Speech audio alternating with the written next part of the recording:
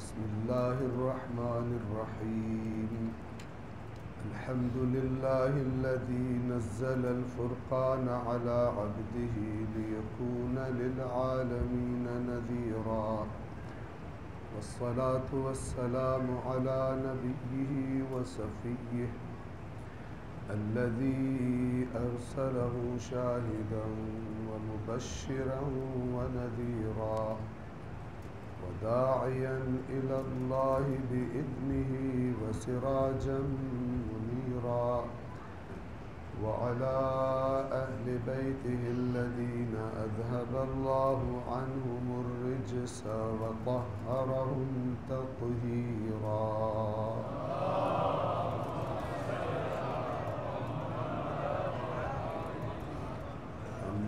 بعد فقد قال الله تعالى في القرآن الحكيم وهو أصدق القائلين أعوذ بالله من الشيطان الرجيم بسم الله الرحمن الرحيم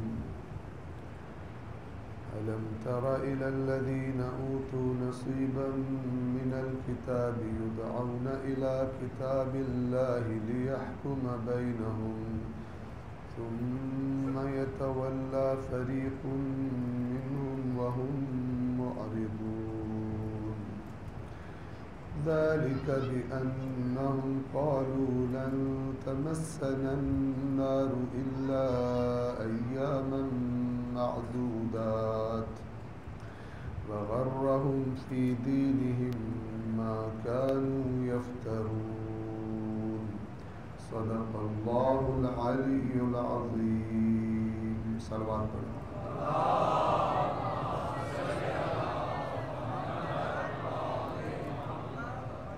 سورہ مبارکہ آل عمران 23ویں اور 24ویں آیات کریمہ. فرمایا کیا آپ نے ان لوگوں کو دیکھا ہے کہ جن کو کتاب کا ایک حصہ عطا کیا گیا انہیں اللہ کی کتاب کی طرف بلایا جاتا ہے تاکہ وہ کتاب ان کے درمیان فیصلہ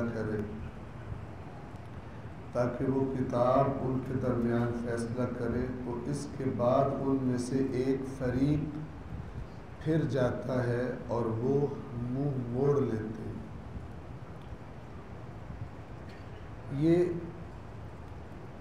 حرکت، یہ مزاج، یہ سرکشی اس لیے ہے کیونکہ یہ لوگ کہتے ہیں کہ جہنم کی آگ گنتی کے چند دنوں سے زیادہ ہمیں نہیں چھو سکتی. اور پھر اللہ تعالیٰ ارشاد فرماتا ہے کہ ان کے دین کے بارے میں انہیں دھوکہ دے دیا ان باتوں نے جو یہ گھڑا کرتے تھے، جو یہ افترا کرتے تھے، جو یہ جھوٹ بولا کرتے تھے. صلوات پڑھیں محمد.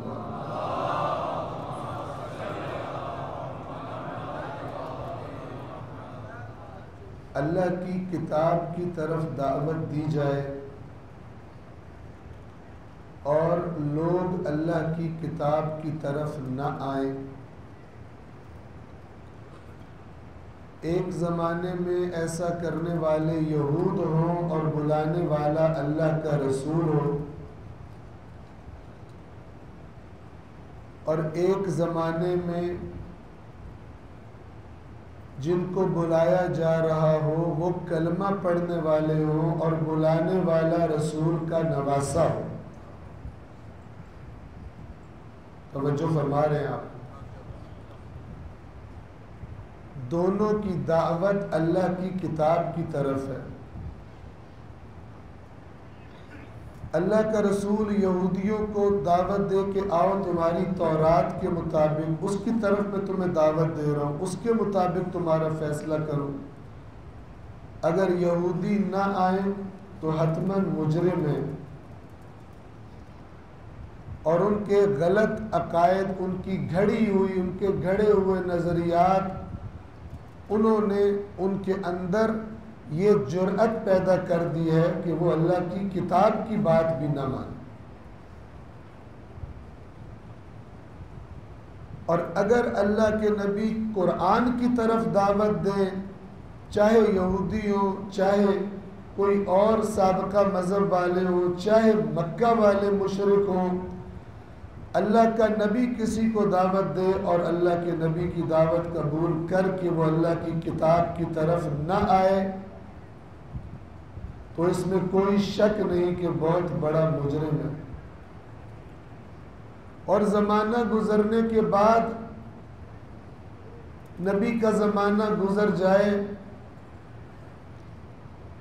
علی کا زمانہ گزر جائے، حسن کا زمانہ گزر جائے اور زمانہ آ جائے حسین کا علیہم الصلاۃ والسلام،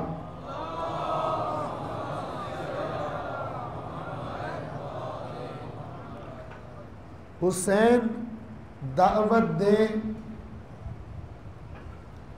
اسی چیز کی طرف جس چیز کی طرف دعوت سے ان کے جد نے آغاز کیا تھا اسلام کا، یعنی قرآن کی طرف دعوت۔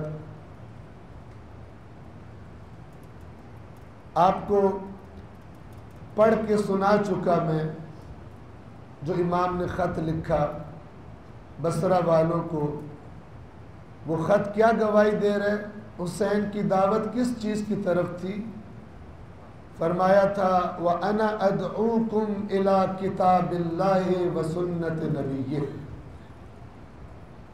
کہ میں تمہیں کسی نئی بات کی طرف دعوت نہیں دے رہا، میں تمہیں دعوت دے رہا ہوں اللہ کی کتاب کی طرف اور اللہ کے رسول کی سنت کی طرف۔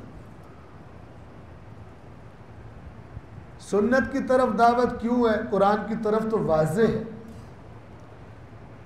سنت کی طرف دعوت بھی اللہ کے قرآن کا حکم ہے، سنت رسول کی طرف دعوت کیوں؟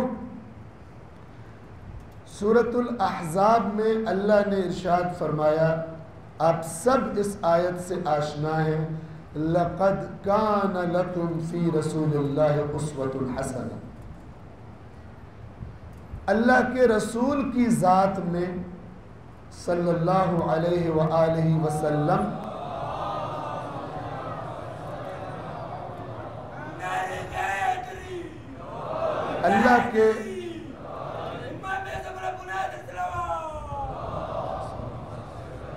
اللہ کے رسول کی ذات اقدس میں تمہارے لیے اسوۃ حسنہ، خوبصورت نمونہ ہے زندگی گزارنے کا، اسی کو سنت کہتے ہیں دوسرے لفظوں میں۔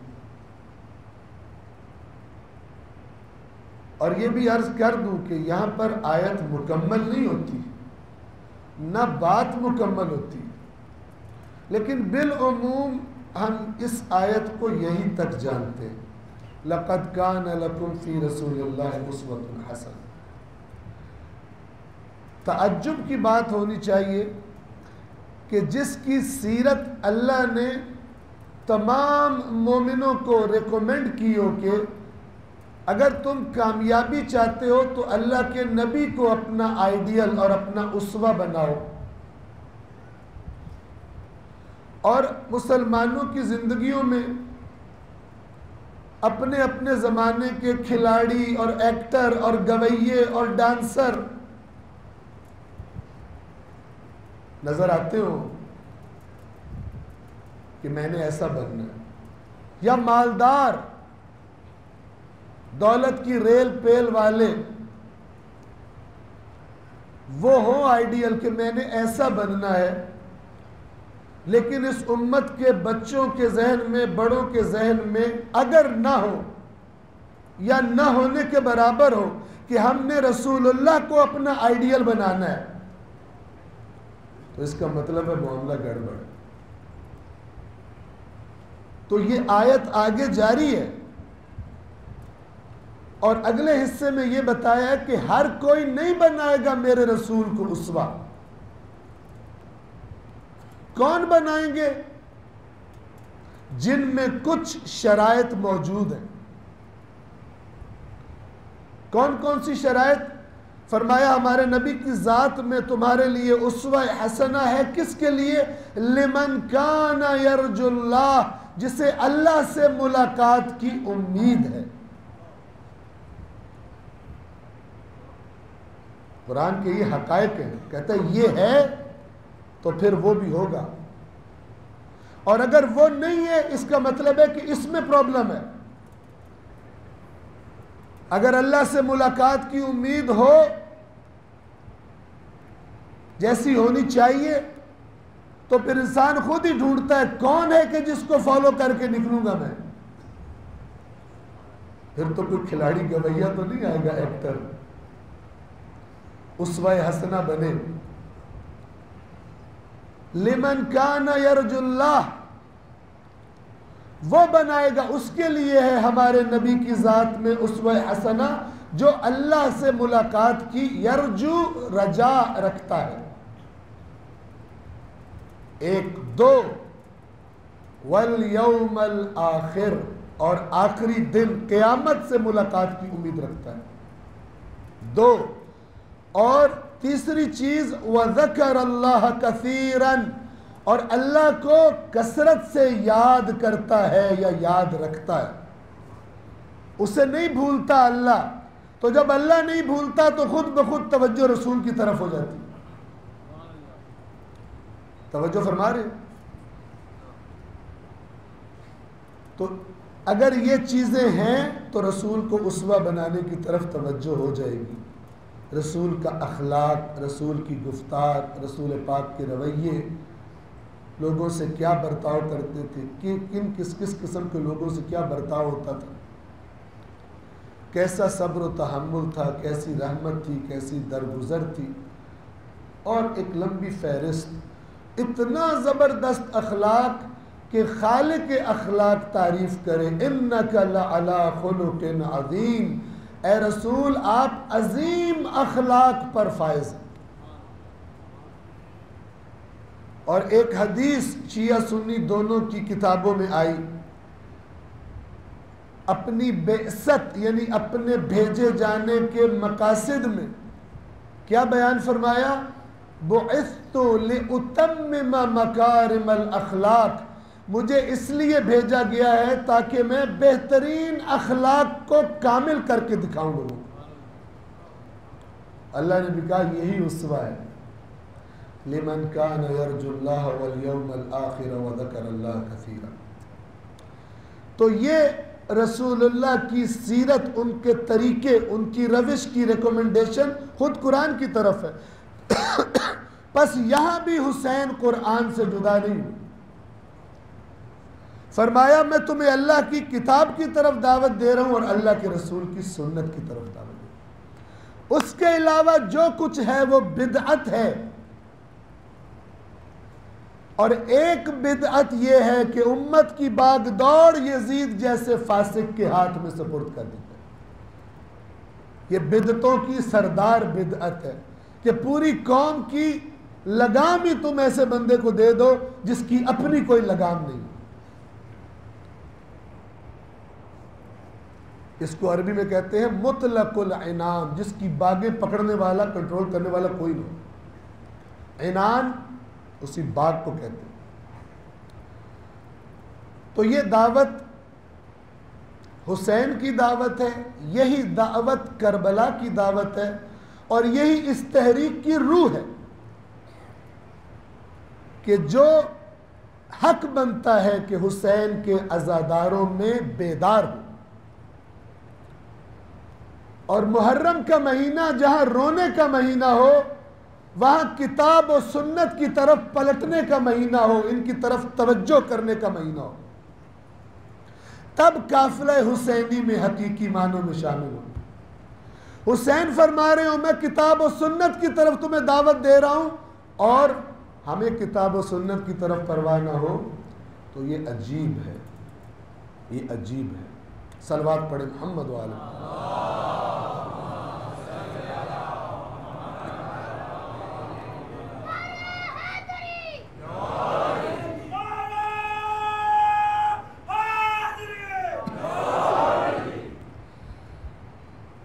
اگلا کلام امام حسین علیہ السلام کا جو آپ کی خدمت میں پڑھ کر تلاوت کر کے بیان کرنے لگا ہوں، یہ امام مظلوم کا کوفیوں کو خط ہے۔ روایات کے مطابق ہزاروں، تقریباً 12,000 تک کی روایات ہیں۔ 12,000 خط امام کو کوفہ سے ملے جب امام مکہ میں تھے۔ جب اتنے زیادہ خطوط ہو گئے تو پھر امام نے کوفیوں کو جواب لکھا، اور وہ جواب تاریخ میں اس طرح نقل کیا ہے، اس طرح محفوظ کیا ہے۔ بسم اللہ الرحمن الرحیم، من الحسین ابن علی الی الملأ من المؤمنین والمسلمین۔ حسین ابن علی کی طرف سے مؤمنین اور مسلمین کے بڑوں کی طرف۔ ملأ عام طور پہ کہا جاتا ہے جو کسی قوم کے بڑے ہوتے ہیں۔ ظاہر ہے بڑے اگر ایک طرف مائل ہوں تو چھوٹے انہیں فالو کرتے ہیں، سردار ایک طرف چلے تو قبیلے فالو کرتے ہیں، اور ملأ سرداروں کو بھی کہتے ہیں۔ اور آپ کو معلوم ہے کہ ابن زیاد نے کوفے کے حالات جو پلٹ دیے تھے وہ وہاں کے قبیلوں کے سرداروں کے ذریعے کیا تھا۔ ان کو دھمکی بھی دی تھی، ان کو لالچ بھی دیا تھا، اور وہ گئے اپنے اپنے قبیلوں میں اور کام خراب کر دیا، اور کوفیوں نے بارہ دھوکہ کھا لیا اور بے وفائی کر دی۔ اما بعد فإن ہانیا وسعیدا قدما علی بکتبکم۔ یقیناً ہانی ابن عروہ اور سعید یہ دونوں میرے پاس آئے ہیں تمہارے خط لے کر۔ کتب کتاب کی جمع ہے، کتاب کہتے ہیں لکھی ہوئی چیز کو، عربی میں خط کو بھی کتاب کہتے ہیں۔ وَكَانَ آخِرَ مَنْ قَدِمَ عَلَيْهِ، اور یہ دونوں تمہاری طرف سے آنے والے لوگوں میں سے آخری دو تھے، یعنی لاسٹ دو بندے جو میرے پاس آئے ہیں وہ یہ دو ہیں تمہارے خط لے کر۔ وَقَدْ فَهِمْتُ، اور میں سمجھ گیا ہوں تمہارے خطوں سے، تمہارے خطوط سے، كُلَّ الَّذِي قَصَصْتُمْ وَذَكَرْتُمْ، وہ تمام چیزیں جو تم نے بیان کی ہیں اور ذکر کی ہیں۔ وَمَقَالَةُ جُلِّكُمْ، اور تم میں سے زیادہ تر کی بات، مقالہ یعنی قول، وہ ایک ہی بات تھی، وہ اس کا لب لباب یہ تھا، أَنَّهُ لَيْسَ عَلَيْنَا إِمَامٌ، کہ تم نے یہ لکھا تھا کہ ہمارا کوئی امام نہیں، یعنی ہم نے امیر شام کی موت کے بعد کسی کو اپنا حکمران نہیں مانا۔ اور ان خطوط میں یہ بھی تھا کہ کوفہ کا گورنر جو نماز جماعت کرواتا ہے ہم اس میں شرکت نہیں کرتے، اور یہ علامت ہے کہ ہم اب اسے حکمران نہیں مانتے، ہم بنو امیہ کے حکمرانوں کو حکمران نہیں مانتے۔ امام فرما رہے تمہارے خطوط کا لب لباب یہ ہے، انہو لیس علینا امام، کہ ہمارا کوئی امام نہیں ہے۔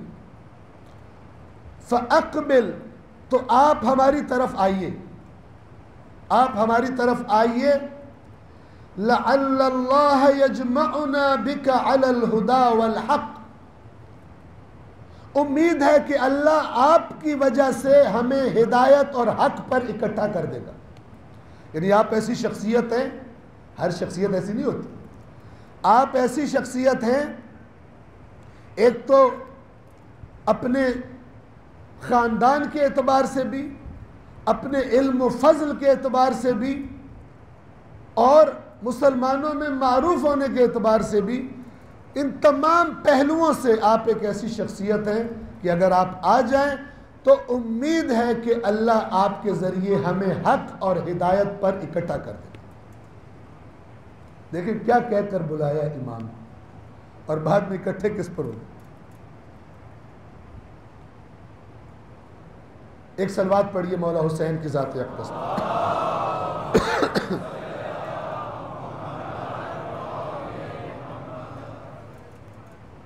قرآن کریم میں سورۃ الصف سورۃ الجمعہ سے پہلی سورت ہے.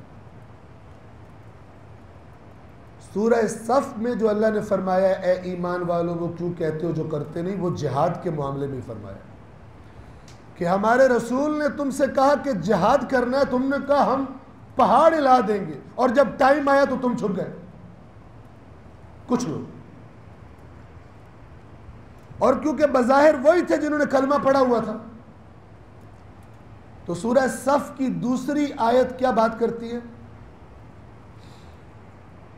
چھوٹی سی بات کا بھی اگر انسان وعدہ وفا نہ کرے تو اللہ تعالیٰ کے نزدیک سخت برا ہے. سورۃ المائدہ شروع یہاں سے ہوتی ہے یا ایھا الذین آمنوا اوفوا بالعقود. اے ایمان والو جو بھی معاہدہ کرو، جو بھی ایگریمنٹ کرو اس سے وفا کیا کرو. بنی اسرائیل مدینے میں جو رہ رہے تھے، فدق والے بھی، خیبر والے بھی، یہ تمام در حقیقت اللہ کے آخری نبی کے انتظار میں تھے. اللہ کے نبی آئے تو انہوں نے دشمنیاں شروع کر دی. تو سورہ بقرہ میں جہاں آدم و ابلیس کے قصے کے بعد بنی اسرائیل کا ذکر شروع ہوتا ہے، اور طولانی پورا سپارہ پہلا اور دوسرے سپارے کا بھی کچھ حصہ انہی کا ذکر جاری رہتا ہے تقریباً. اس ذکر کا آغاز اللہ یہاں سے فرماتا ہے یا بنی اسرائیل اذکروا نعمتی التی انعمت علیکم. اذان کے لیے چند لمحات وقفہ کرتے ہیں.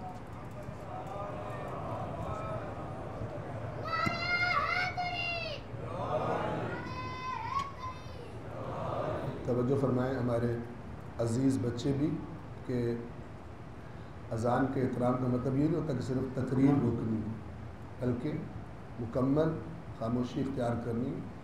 جن دل میں چاہیں صلوات پڑھ سکتے ہیں اور اللہ کا ذکر کر سکتے ہیں، لیکن بلند آواز سے کوئی کام نہ کیا جائے. اصل میں یہ ادب اذان ہے.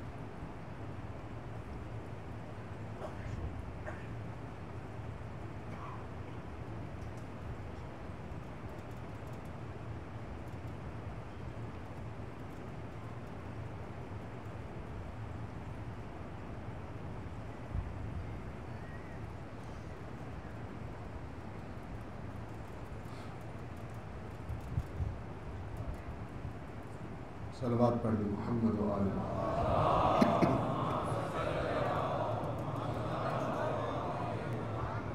مدینہ اور اطراف کے رہنے والے یہودیوں سے خطاب اسی بات سے آغاز فرمایا اے بنی اسرائیل جو نعمت میں نے تمہیں عطا کی تھی اسے یاد کرو وَأَوْفُوا بِعَهْدِي. بہت غور سے سنیے گا. اور جو مجھ سے تم نے عہد کیا ہوا ہے اسے وفا کرو. اس رسول پر جس کے انتظار میں تھے، جسے جانتے پہچانتے ہو، ایمان لاؤ. اگر تم نے اپنا عہد وفا کیا اوفوا بعہدی اوف بعہدکم، تو جو میں نے تم سے وعدہ کیا ہے میں وفا کروں گا. وہ وعدہ ہے یہ کہ تم نے کچھ کرنا ہے تو میں کچھ عطا کروں گا. اوفوا بعہدی، وفا کرو اس عہد سے جو تم نے مجھ سے کیا ہے. اوف بعہدکم، جو عہد میں نے تم سے کیا پھر میں بھی وفا کروں گا. وَإِيَّايَ فَارْهَبُونَ، اور صرف مجھ سے ڈرو، اور کسی خطرے سے، کسی بندے سے، کسی بات سے، کسی نقصان سے نہ ڈرو اس رسول پر ایمان لانے. اسی طرح جب کسی جہاد کے موقع پر جب وقت آ گیا تو جو پہلے بڑے بلند و بانگ دعوے کرتے تھے انہوں نے جی چرانا شروع کیا، تو اللہ نے سورہ مبارکہ صف میں کیا فرمایا؟ یا ایھا الذین آمنوا لم تقولون ما لا تفعلون، اے ایمان والو وہ کیوں کہتے ہو جو کرتے نہیں۔ یہ اتری مدینہ میں رسول کے زمانے میں، لیکن ہر اس انسان پر فٹ آئے گی ہر زمانے میں جو کسی مشکل میں ساتھ دینے کا وعدہ کرے اور جب مشکل آئے تو بے وفائی کرے۔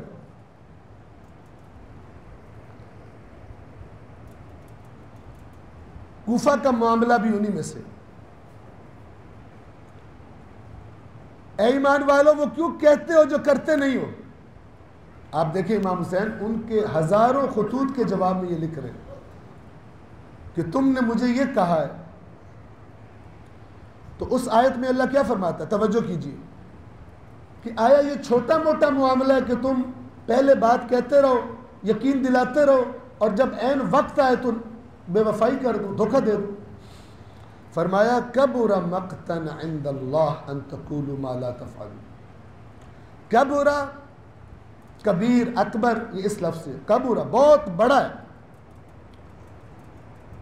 کس اعتبار سے بڑی بات ہے یہ؟ مقتن،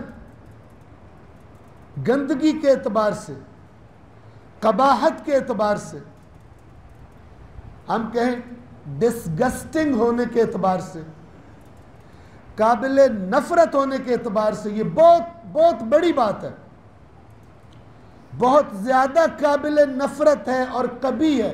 کس کے پاس؟ عند اللہ، اللہ کے ہاں۔ تم سمجھ رہے ہو تم نے چھوٹا کام کیا۔ کبر مقتا عند اللہ، کیا کام اتنا بڑا بری بات ہے؟ ان تقولوا ما لا تفعلون، کہ تم وہ کہو جو تم کرتے نہیں۔ اور اگلی آیت میں فرمایا اللہ ایسوں سے محبت نہیں کرتا۔ اللہ کن سے محبت کرتا ہے؟ ان اللہ یحب الذین یقاتلون فی سبیلہ صفا کأنہم بنیان مرصوص۔ یقیناً اللہ محبت کرتا ہے ان لوگوں سے جو اللہ کی راہ میں قتال کرتے ہیں ایسے جیسے سیسا پلائی ہوئی دیوار اپنی جگہ پہ ڈٹی ہوتی ہے، نہیں چھوڑتی اپنی جگہ کو۔ تو آپ سمجھیں کہ امام حسین علیہ السلام کے زمانے میں ان دو آیات میں ان کا بھی ذکر ہو گیا جو بے وفائی کر رہے ہیں، اور ان کا بھی ذکر ہو گیا جو 10ویں کو حسین کے ساتھ کھڑے تھے۔ ان سے قرآن کہہ رہے اللہ کے نزدیک بہت ہی بری بات ہے کہ تم نے خط لکھے اور جب آ گئے حسین تو تم بے وفائی کر رہے ہو، اور حسین کے ساتھیوں کو خوشخبری دی جا رہی ہے کہ تم سے اللہ محبت کرتا ہے۔ قرآن کی آیات محدود نہیں ہے کسی ایک زمانے میں۔ راہ حق میں جب بھی کوئی پرچم بلند ہوگا تو یہ قرآن میں جو گروہ بیان ہوئے خود بخود انسانوں کو نظر آنا شروع ہو جائے گی۔ ان اللہ یحب الذین یقاتلون فی سبیلہ کأنہم بنیان مرصوص۔ اللہ یقیناً محبت کرتا ہے ان لوگوں سے جو اس کی راہ میں قتال کرتے ہیں، اور کیسے ڈٹتے ہیں؟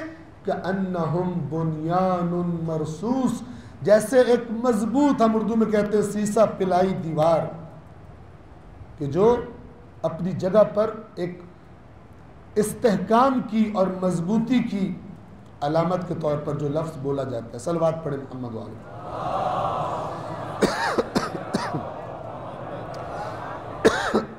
فرمایا تو تم لوگوں نے کہا ہے کہ ہماری طرف آپ آ جائیں، امید ہے کہ اللہ ہمیں آپ کے ذریعے ہدایت اور حق پر اکٹھا کر دے گا۔ وَقَدْ بَعَثْتُ إِلَيْكُمْ أَخِي وَابْنُ عَمِّي وَثِقَتِي مِنْ أَهْلِ بَيْتِ، اور میں نے تمہاری طرف بھیجا ہے اپنے بھائی کو اور اپنے چچا کے بیٹے کو، یعنی مسلم کو جو جناب عقیل کے بیٹے ہیں، عقیل ابن ابی طالب مولا علی علیہ السلام کے بھائی ہیں۔ میں تمہاری طرف بھیج رہا ہوں اپنے بھائی کو اور اپنے چچا کے بیٹے کو وثقتی اور اپنے قابل اعتماد کو. ثقہ کسے کہتے ہیں؟ روایات کی سند میں جن لوگوں کے نام آتے ہیں تو ان کے بارے میں اگر رجال میں دیکھا جائے کہ بندہ کیسا ہے تو لکھا ہوتا ہے ثقۃ. ثقہ یعنی جس کا قول قابل اعتماد ہے، یہ بندہ قابل اعتماد ہے، سچی بات کرتا ہے، جھوٹی بات نہیں کرتا. امام فرما رہے ہیں جناب مسلم کے بارے میں جسے بھیج رہا ہوں یہ میرا مورد اعتماد ہے. وثقتی من اہل بیتی، اور میرے اہل بیت میں سے ہے. وَأَمَرْتُهُ أَن يَكْتُبَ إِلَيَّ بِحَالِكُمْ، اور میں نے اسے حکم دیا ہے کہ یہ مجھے لکھے، یعنی کوفہ جائے، وہاں کے حالات کا مشاہدہ کرے اور مجھے لکھ کر بھیجے. وَيَكْتُبَ إِلَيَّ بِحَالِكُمْ وَأَمْرِكُمْ وَرَأْيِكُمْ، تمہارا حال لکھ بھیجے، تم لوگوں کی کیا رائے ہے اس معاملے میں، خود دیکھے، خود دیکھ کر مجھے خط لکھے اور تمہارا اس معاملے میں فیصلہ کیا ہے یہ مجھے لکھ کر بھیجے. فَإِن كَتَبَ إِلَيَّ فَإِن كَتَبَ أَنَّهُ قَدْ اجْتَمَعَ رَأْيُ مَلَئِكُمْ وَذَوِي الْفَضْلِ وَالْحِجَابِ مِنْكُمْ، اور اگر مسلم نے مجھے جواب میں لکھا، مسلم نے وہاں پہنچ کر تمہارے حالات دیکھ کر اگر مسلم نے مجھے یہ بات لکھ کر بھیجی کہ تمہارے سرداروں کی رائے اور تمہارے صاحبان عقل و شعور جو تمہارے میں بڑے گنے جاتے ہیں، سمجھدار لوگ، ان سب کی رائے اکٹھی ہے، ایک ہی رائے ہے. عَلَى مِثْلِ مَا قَدِمَ عَلَيَّ بِهِ رُسُلُكُمْ، اور یہ وہ بالکل وہی بات ہے جو باتیں لے کر تمہارے نمائندے تمہارے خط لے کر میرے پاس آئے ہیں. خطوں میں کی گئی بات اور جو مسلم نے مجھے بات لکھی اگر وہ ایک ہی ہوئی.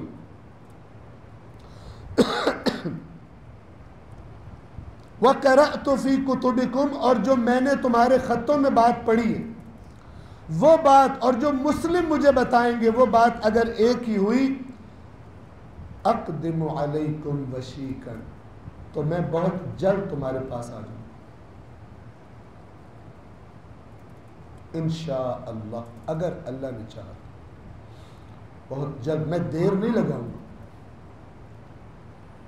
صرف میرا مورد اعتماد مسلم، تبھی جب لوگوں نے بے وفائی کی تو مسلم زیادہ اسی بات کو روتے تھے کہ میں نے اپنے ہاتھوں سے لکھ دیا حسین کو کہ آ جائے،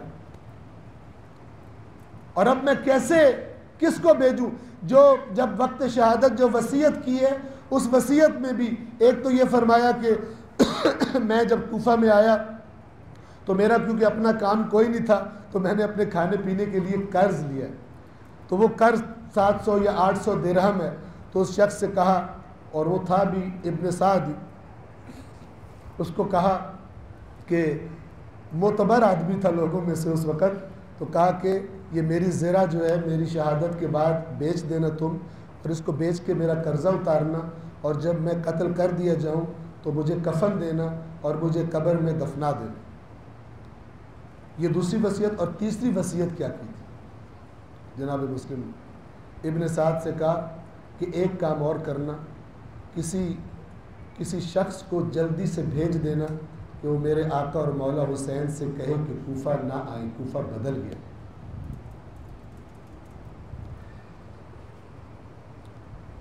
اگر مجھے مسلم نے یہ لکھ دیا تو میں بہت جلد تمہارے پاس آؤں گا انشاءاللہ.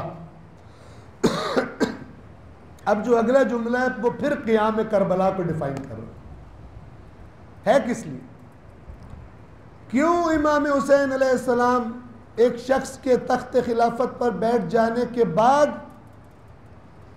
کیوں کوفیوں کے خطوں کا مثبت جواب دے رہے ہیں؟ کیوں نہیں قبول کر رہے یزید کو؟ تو یہ کلام پھر ایک اور گواہ، یہ خط ایک اور گواہ ہے کہ امام حسین علیہ السلام کس بات سے پریشان تھے اور کس لیے یہ قیام کیا تھا. فَلَعَمْرِي، مجھے میری جان کی قسم، امام حسین فرما رہے. فَلَعَمْرِي قرآن کریم میں اللہ نے اپنے رسول کی قسم کھائی ہے. لَعَمْرُكَ، تیری جان کی قسم. امام فرما رہے فلعمری، تو مجھے میری زندگی کی قسم، مجھے میری جان کی قسم، مل امام الا العامل بالکتاب، وہ شخص امام نہیں ہو سکتا جو اللہ کی کتاب پر عمل کرنے والا نہ ہو. توجہ فرما رہے ہیں. بصریوں کو لکھا تھا میں تمہیں کتاب خدا کی طرف بلا رہا ہوں. ان سے کہہ رہے ہیں ساری باتیں ان کی جو خطوں میں تھی اس کا جواب لکھا، میں مسلم کو بھیج رہا ہوں، مسلم نے اگر یہ کیا تو میں آؤں گا. اور پھر اصل بات واضح فرمائی، فَلَعَمْرِ مَلْ امام، نہیں ہوتا امام الا العامل بالکتاب، سوائے اس کے جو اللہ کی کتاب پر عمل کرنے والا ہو. اور امام حسین علیہ السلام کا یہ جملہ 61 ہجری کے لیے مخصوص نہیں ہے، چونکہ حسین قرآن کی بات کرتے ہیں اور قرآن مجید قیامت تک کتاب ہدایت، اور اسی طرح حسین بھی تا قیامت چراغ ہدایت.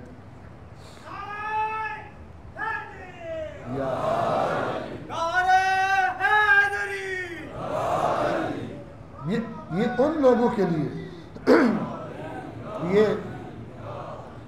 یہ ان لوگوں کے لیے ہے، خاص طور پر میں تکرار کرتا ہوں، چونکہ آج کے زمانے میں بھی کئی لوگ جو اپنے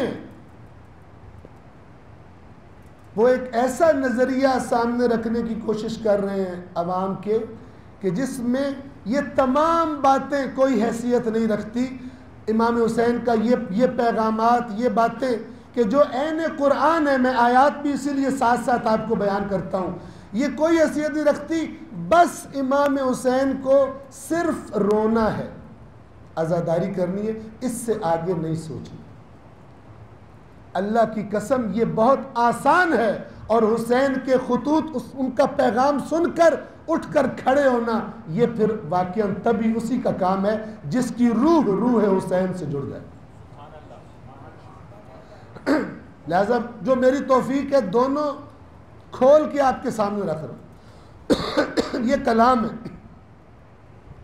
امام حسین کا اپنا کلام، اور بعض اوقات یہ افراد محترم عزیز یہ بات کرتے ہیں کہ اگر یہ امر بالمعروف اور نہی عن المنکر یہ کربلا کے لیے تھا تو پھر امام سجاد نے جو تقریر کی اس میں کہاں امر بالمعروف تھا؟ امر بالمعروف تھا. جا کے یزید کو اور بنو امیہ کو رسوا کر دیا، اپنے خاندان کا اپنا مقام بتایا، تو یہ بھی دوسری شکل ہے امر بالمعروف کی. توجہ فرما رہے ہیں. اگر حسین اپنی زندگی میں کتاب و سنت کی طرف دعوت دے رہے ہیں، اگر فتح حاصل ہو جاتی تو تخت حکومت پہ کون بیٹھتے؟ جو کتاب خدا اور سنت رسول سے سب سے زیادہ قریب. اور حسین کے بعد اگر امام سجاد مقام بتا رہے ہیں اپنا، تو اصل میں کیا کہہ رہے ہیں؟ یہ نہیں ہے اس قابل، ہمارا حق ہے. یہ ضروری نہیں کہ وہ لفظ بولے میں تمہیں امر بالمعروف کر رہا ہوں. اس کی ایک مثال سنیں قرآن سے.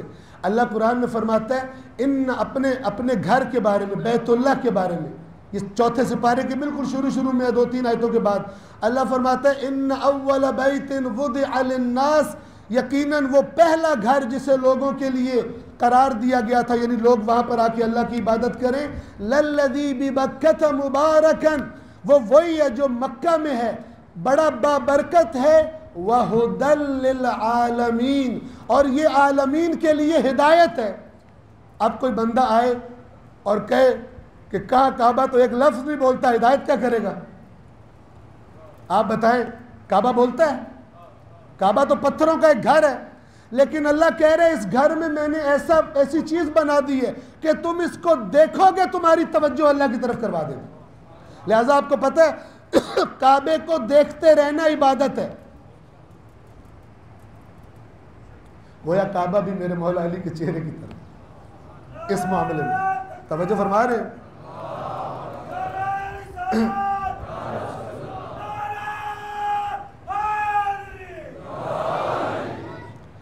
کعبے کی طرف توجہ کرو تو وہ بھی تمہیں اللہ کی ہدایت کرے گا. کعبے کو دیکھو تو ہدایت کرے گا. علی کو دیکھو تو وہ چپ بھی نہیں رہے گا, بول کے ہدایت کرے گا. توجہ فرما رہے ہیں. تو کوئی بندہ اعتراض کرے, نہیں ہم نے صرف کعبے کو دیکھنا ہے, کعبے کوئی ہدایت نہیں ہے, بس جاؤ دیکھو واپس آ جاؤ, اس سے آگے سوچنے کی ضرورت نہیں ہے, ہم نہیں جان سکتے. کس کا انکار کر رہا ہے؟ اللہ کی بات کا انکار کر رہا ہے. اسی طرح حسین کا موقف کیا ہے علیہ الصلوۃ والسلام؟ وہی جو قرآن کا ہے اور وہی جو اپنے کلام میں بیان کر رہے ہیں.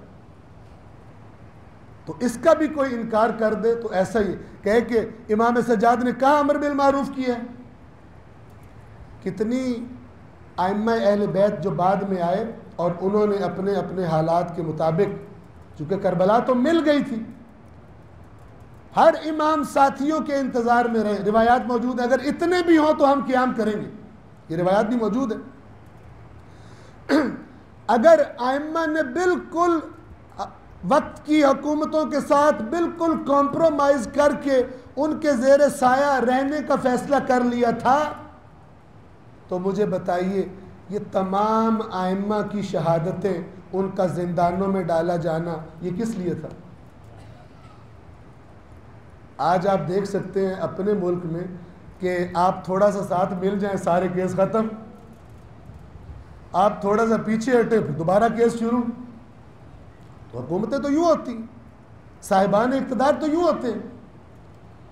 تو اگر ائمہ نے حکومتوں کے خلاف کھڑا ہونے کا فیصلہ کر لیا تھا تو ظاہر حکومت کو پہلے بتاتے, بلا وجہ کمپرومائز بھی کر لیا اور ساری عمر تنگ بھی ہو رہے.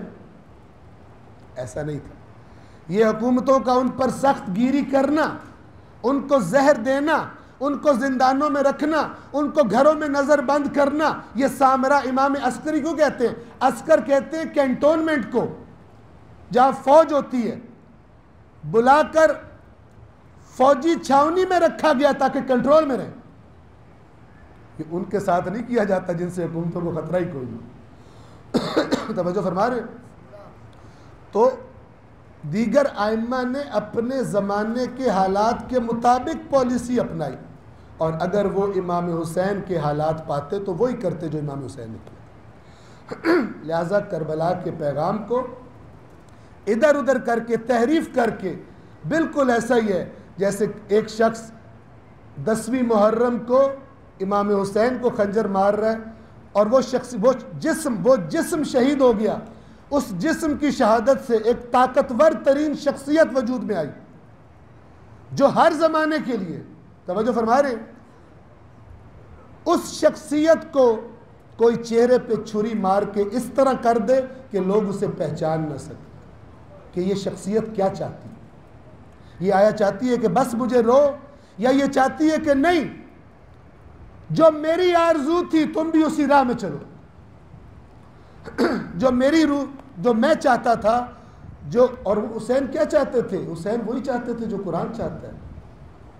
اس نقطے کو سمجھیں. تو اس نظریے کو اگر ہم قائل ہو جائیں تو پھر ہم نے قرآن کو بھی سائڈ پہ لگا دیا, ہم نے کلام امام حسین کو بھی سائڈ پہ لگا دیا, اور ایک کام جس میں زیادہ پرابلم نہیں ہوتا وہ اپنے لیے چن لیا, وہ بھی تاکہ ہم روئیں اور ہماری بخشش ہو جائے. حسین کے شایان شان یہ رویہ نہیں ہے, حسینیوں کا فقط یہ رویہ نہیں ہونا چاہیے. اپنی جگہ پر رونا اور عزاداری, یہ سب کچھ اپنی جگہ پہ انتہائی اہمیت کا حامل ہے, کیونکہ اسی کی وجہ سے پیغام حسین بہرحال چلتا آ رہا ہے. اسی محرم اور سفر میں دنیا دیکھتی ہے, توجہ کرتی ہے. ابھی 2-3 دن پہلے ایک صاحب, ایک عزیز ملے جو امریکن ایمبیسی میں جاب کرتے ہیں. انہوں نے کہا کہ امریکیوں کی جو بھی نیت ہو چھوڑ دیں, امریکیوں نے ہم سے کہا ہے 3-4 لوگوں سے کہ ہم سارے اکٹھے ہوں گے, بیٹھیں گے, پورا ایمبیسی کا سٹاف بیٹھے گا, اور آپ لوگوں نے ہمیں بریف کرنا ہے کہ کربلا کیا ہے. اب ظاہر ہے جو نظریہ ہوگا وہی بریفنگ ہوگی. جو تربیت کی گئی ہوگی دماغ میں وہی بریف کرے گا جا کر. حسین کی کیا انٹروڈکشن کرواتا ہے؟ توجہ فرما رہے ہیں. تو بہرحال انہوں نے مجھ سے بھی تھوڑا مشورہ کیا اور میں نے بھی ان کو مشورہ دیا کہ آپ بات اس طرح کریں کہ جو بالکل ابتدائی طور پر بدکانے والی بھی نہ ہو اور ان کو وہی قرآنی بات بتائیں اور حقیقی حسینی بات بتائیں کہ حسین اصلاح کے لیے اٹھے تھے, حسین عدل کے لیے اٹھے تھے, حسین ہر مظلوم کو اس کا حق دلانے کے لیے اٹھے تھے. وہ ایسا نظام قائم کرنا چاہتے تھے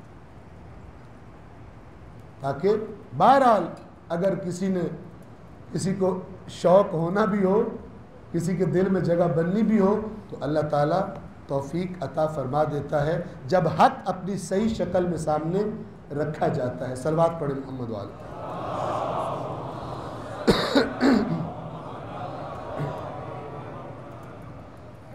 فَلَعَمْرِ, بس میں تمام کر رہا ہوں. فَلَعَمْرِ مَا الْكِتَابُ إِلَّا الْعَامِلُ بِالْكِتَابِ. حکمران کی شرائط سن لیں.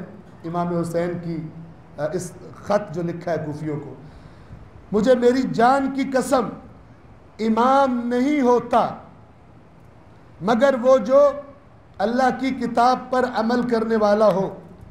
وَالْآخِذُ بِالْقِسْطِ. توجہ کریں, قسط کون سا لفظ ہے؟ سورہ آل عمران کی جو آیتیں میں شروع میں پڑھا تھا, آیت نمبر 21 میں کیا تھا؟ وَيَقْتُلُونَ الَّذِينَ يَأْمُرُونَ بِالْقِسْطِ. نبیوں کو مارتے ہیں اور ان کو مارتے ہیں جو قسط کا امر کرتے ہیں. دیکھیں حسین کیا کہہ رہے ہیں, نہیں ہو سکتا حکمران مگر وہ جو کیا کرتا ہو, اللہ کی کتاب پر عمل کرتا ہو. اور اللہ کی کتاب نے بتایا ہے کہ سارے نبی اس لیے آئے لِيَقُومَ النَّاسُ بِالْقِسْطِ, تاکہ تمام انسان عدالت پہ قائم ہو جائے. آسان ہے, مشکل نہیں ہے. اس کو چھپانا مشکل ہے, اس کو چھپانا مشکل ہے, لیکن اس تک پہنچنا بہت آسان ہے. الآخذ بالقسط, جو عدل و انصاف پر قائم ہو. والدائن بالحق, اور حق اس کا دین ہو, حق کے سوا اسے کسی چیز کی پرواہ نہ ہو. والحابس نفسہ علی ذات اللہ والسلام.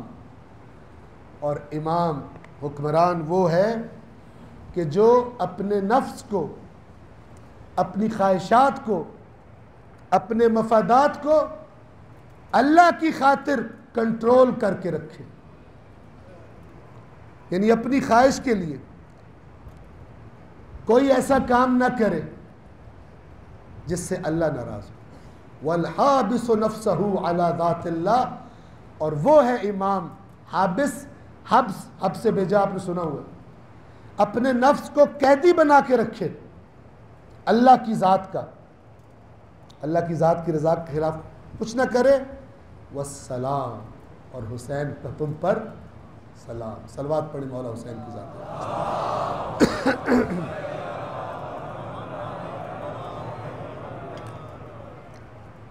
آج کے لیے عرائض تمام. 8ویں محرم کا دن گزر گیا, 9ویں کی شب آ گئی, اور عاشور کا وقت قریب آ گیا. وعدوں کے وفا کرنے کا وقت, اپنا سب کچھ اللہ پہ قربان کرنے کا وقت آ گیا. اور جہاں دوسروں کے لیے آ گیا, وہاں ام البنین کے تربیت کیے ہوئے ابو الفضل العباس کے لیے بھی آ گیا.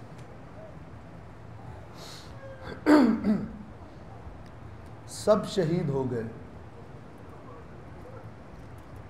عباس کہ اگر بس میں ہوتا, البتہ کربلا والے سب ہی ایسے تھے کہ سبقت لے جاتے ایک دوسرے پر, لیکن عباس آخر تک کیوں رہ گئے؟ اس لیے کہ حسین نے اپنا علمدار اور اپنی فوج کا سالار بنایا تھا حضرت عباس کو. تو ظاہر ہے کہ پرچم علامت ہوتی ہے, پرچم کا قائم رہنا علامت ہوتی ہے کہ ہم میدان میں موجود ہیں. اور بڑا مشکل وقت تھا حضرت عباس پر، جب بازو بھی کٹ چکے تھے اور مشکیزہ اور علم دونوں خدا جانے کیسے سنبھالے ہوئے۔ حسین کا پرچم بھی نہ گرے، اور بی بی سکینہ نے جو مطالبہ کیا ہے پانی کا، وہ مطالبہ بھی پورا ہو جائے۔ اب جب سب شہید ہو گئے تو حضرت ابو الفضل العباس ادب سے سر جھکائے ہوئے امام حسین کے پاس آ کر کھڑے ہو گئے اور فرمایا مولا اب مجھے بھی اجازت دیجیے۔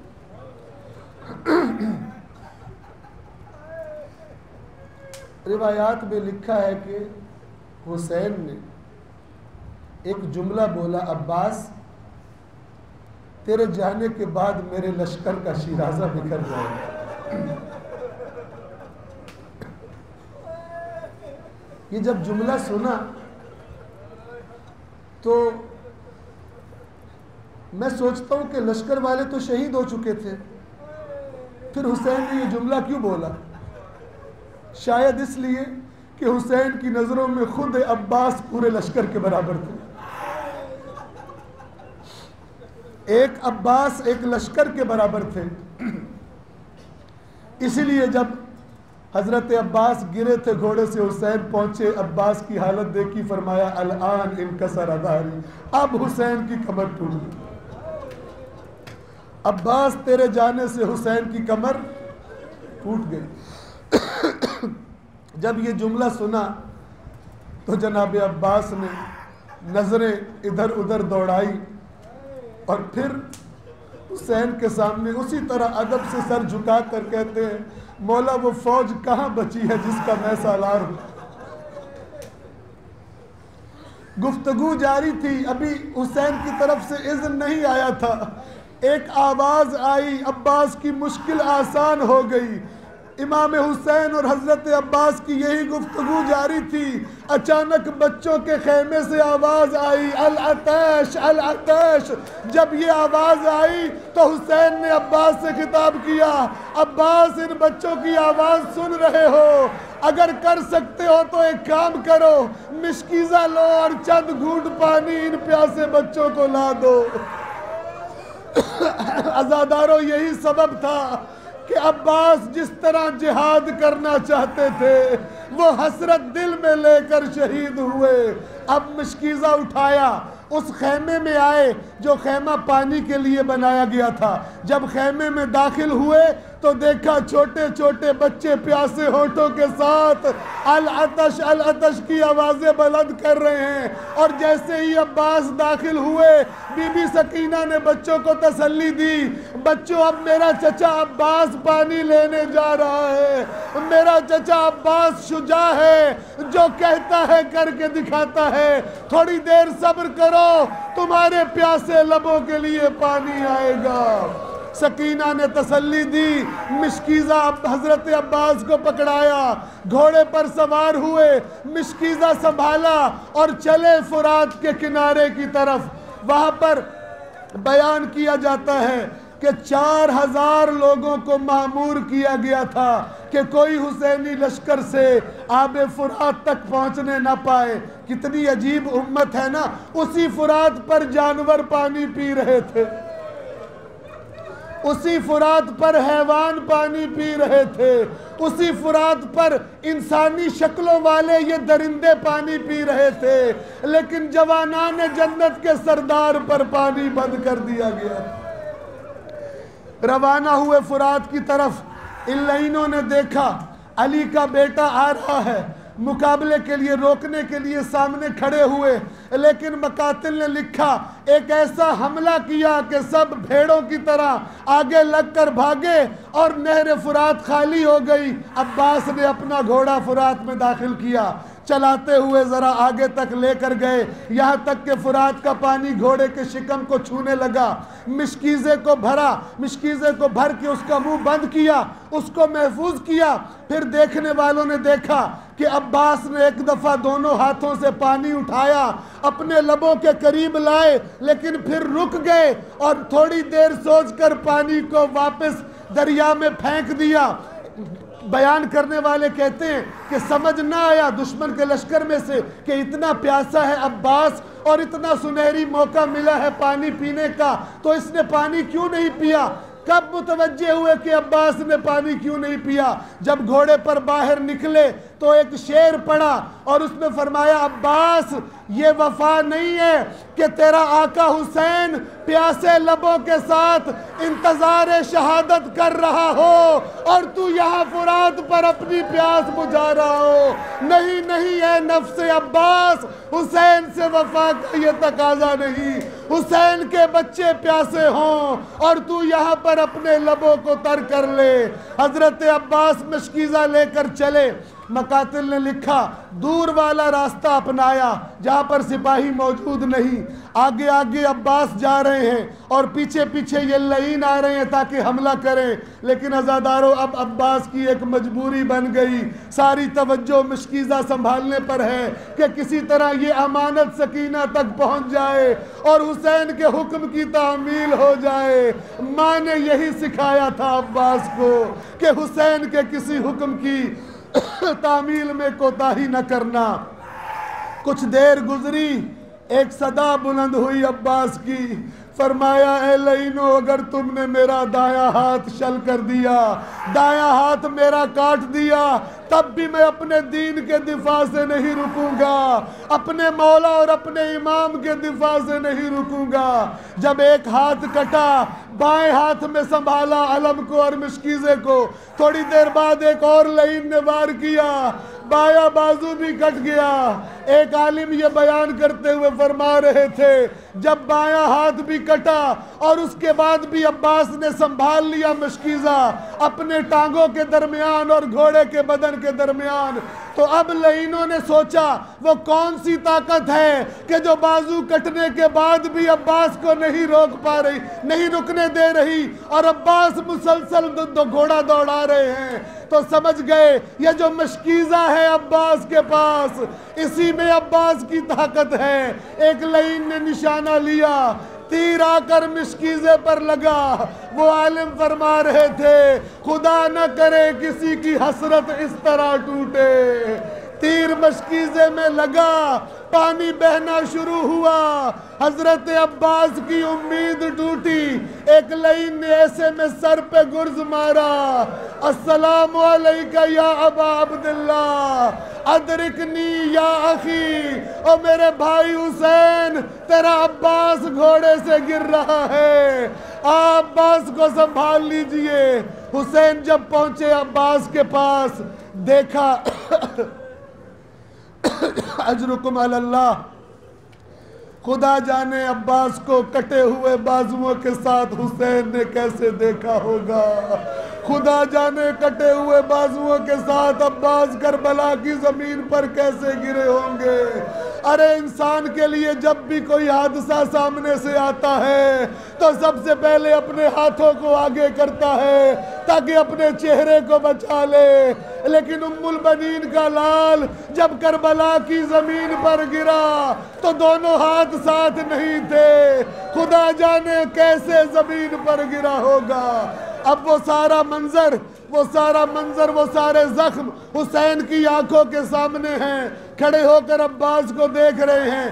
ایک دفعہ قریب آئے، عباس کے سر کو اٹھایا، اپنی آغوش میں رکھا، عباس رونے لگے۔ حسین نے فرمایا عباس کیوں رو رہے ہو؟ فرمانے لگے مولا، اے میرے مولا حسین، میں زمین پر گرا تو آپ آ گئے، میرے سر کو آغوش میں لیا، مجھے کچھ سکون ملا، لیکن کچھ دیر کے بعد جب آپ زمین پر گریں گے تو آپ کے سر کو آغوش میں رکھنے والا کوئی نہیں ہوگا۔